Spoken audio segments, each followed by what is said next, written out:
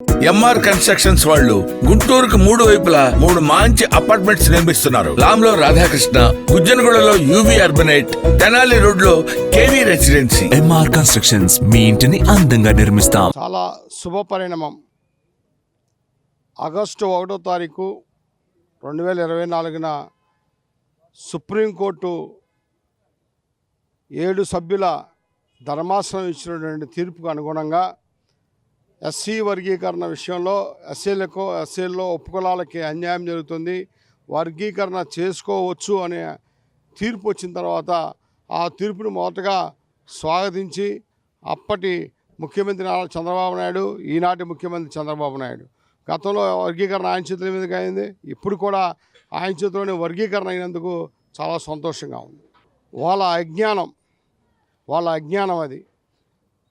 గతంలో వర్గీకరణ జరిగినప్పుడు సుప్రీంకోర్టు ఐదుగురు సభ్యులటువంటి ధర్మాసనంలో ఇది పార్లమెంటు ద్వారా చట్టబద్ధం చేసుకోమని చెప్పి శాస్త్రీయబద్ధంగా చెప్పినప్పుడు మరలా 2020లో సుప్రీంకోర్టు 5 సభ్యుల కమిటీ మేం కాదు, ఇది 5 మ్యాన్ కమిటీకి సరిపోదు, అప్పుడు కూడా 5 మ్యాన్ కమిటీ ఇచ్చింది, ఆ 5 మ్యాన్ కమిటీ ఇచ్చి మేము దానికి చెప్పలేం, కానీ దీన్ని అమలు చేసుకోవచ్చు, కానీ సుప్రీంకోర్టు ఎక్కువ ధర్మాసనంతో చేసుకోమన్నప్పుడు 7 మ్యాన్ కమిటీ ఏర్పడింది.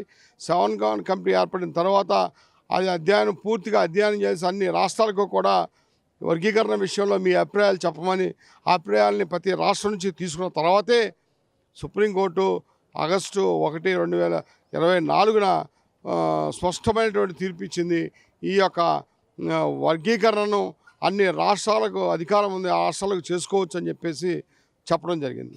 దీనిని తప్పుదావ పట్టించి చేయాలంటే దాని అజ్ఞానం, కేవలం ఒక అధికార దాహంతో ప్రతిపక్షాలు చేస్తే మటుకు మనం చెప్పలేం. దాన్ని ధీటుగా ఎదుర్కోవడానికి కూడా మాదిగ రిజర్వేషన్ పోరాట సమితి మా సోదరుడు ఉసిరిపాటి బ్రహ్మయ్య నాయకత్వంలో మేము సిద్ధంగా ఉన్నామని చెప్తున్నాం. కూటమి ప్రభుత్వం ఎలక్షన్ ముందు నుండి ఇప్పటి వరకు కూడా గతంలో కూడా నారా చంద్రబాబు నాయుడు వర్గీకరణ చేశారు.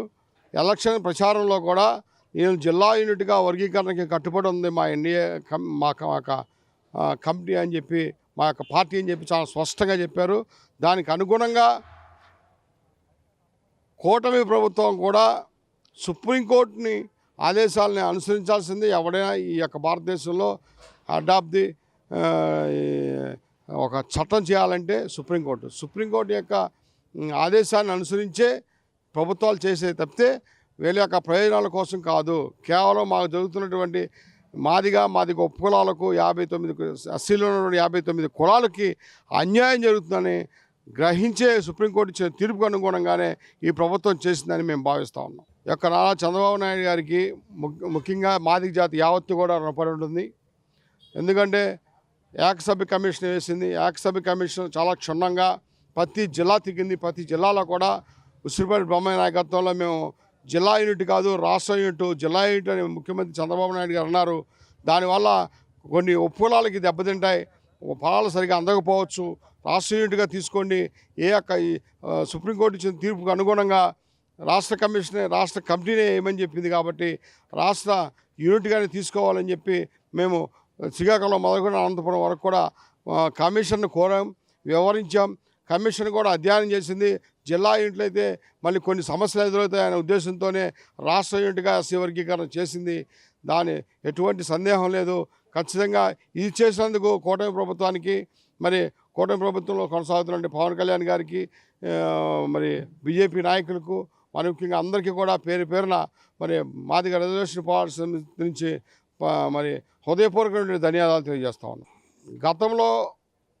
గతంలో ఏబిసిడీలుగా వర్గీకరణ జరిగింది. ఏబిసిడి వర్గీకరణలో కూడా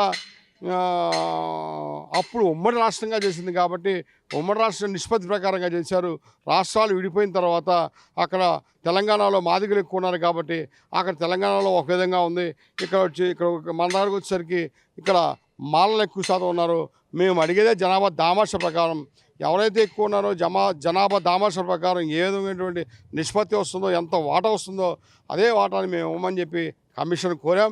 అదేవిధంగా అధ్యయనం చేసి ఇప్పుడు ఇంకా మరి సరైన న్యాయం జరిగిందని చెప్పి మేము భావిస్తా ఉన్నాం. చంద్రబాబు గారి రాష్ట్ర పాలన అనుకున్న విధంగా వాళ్ళ యొక్క సంక్షేమ పథకాలు అయితేనేమి ఇచ్చిన హామీలని ఒకేసారి చేయటం ఎవరి వల్ల సాధ్యం కాదు. అది సాధ్యం కాదు. 1 by 1 ముఖ్యంగా మొదట రాజధాని అన్నారు, రాజధాని మీద ఫోకస్ పెట్టారు. తర్వాత మరి రాష్ట్ర వ్యాప్తంగా సస్యశ్యామలంగా ఉండాలంటే నీరు ముఖ్యం కాబట్టి పోలవరం ప్రాజెక్టు అన్నారు. ఆ తర్వాత అన్నిటికన్నా ముందు వృద్ధుల వితంతువులు ఇబ్బంది పడతా ఉన్నారు. వృద్ధుల వితంతువులకి చేయూతని ఇవ్వాలన్న ఉద్దేశంతో మొట్టమొదటిసారిగా చేయూత వాళ్ళకి ఇచ్చారు. వాళ్ళ యొక్క ఆశీర్వాదాలను పొంది ప్రభుత్వం నడుస్తుంది. వారి యొక్క దీవెనలు ఉన్నంతకాలం చంద్రబాబు నాయుడు గారికి ఏ డోకా ఉండదు. సంక్షేమ పథకాలని 1 by 1 అన్ని చేస్తున్నారు. ఖచ్చితంగా అన్ని యొక్క సంక్షేమ పథకాలని చేస్తారని చెప్పి మేము గాఢంగా నమ్ముతా ఉన్నాం. ఎందుకంటే వర్గీకరణ విషయంలో చాలా ఖచ్చితంగా అన్న మాట ప్రకారం చేశారు కాబట్టి మిగిలినవి కూడా జరుగుతాయి. మరి సాధ్యం కాకుండా అనేక కుట్రలు పడినటువంటి వర్గీకరణ జరిగినప్పుడు సంక్షేమాలను చేయటం పెద్ద లెక్క కాదని చెప్పి మేము భావిస్తాం. ఆయనకి అబద్ధాలు చెప్పడం అలవాటైపోయింది.